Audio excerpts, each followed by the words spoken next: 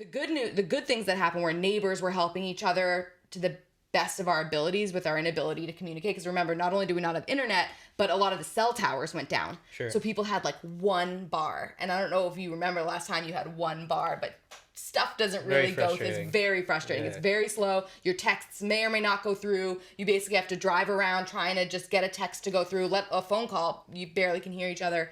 And then people were saving gas because none of the gas stations had gas because people pumped all the gas out for their generators and things like that. Right. So we didn't have electricity, barely had water or supplies, and no gas.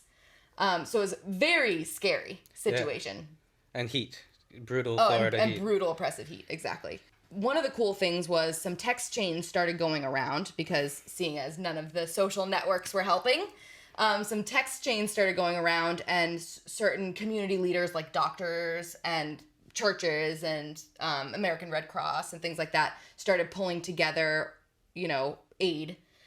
So one of the things that Chris and I joined was we heard a doctor in the community up in Fort Myers was basically just starting like a drive of not just food, of anyone who would just bring stuff, and we would just hand it out to families in need. And we literally just, people wrote signs, and we just stood at the main street there, and we were like, come here if you need food.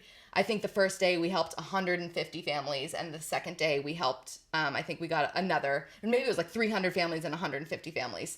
So we helped a lot of people, and we had a combination of medications, diapers, infant formula, food. Some of the local places gave away generators. Generators are worth thousands of dollars, Yeah. Like they basically donated $10,000 to give 10 families a generator. Wow. So like people really came together and were really giving to each other the best that they could. In the situation we had. People were just hearing about this from their neighbors? Yeah, from like text chain and word of mouth, because that's all you had. You had one bar signal, if that. And remember, people might not have even had chargers for their phones. Right. So it went back to word of mouth, and that was the weirdest thing for me, was that everyone outside of Naples and Florida knew what was going on more than everyone in the disaster, because you're in a communication dead zone, and it goes back to being in the dark ages.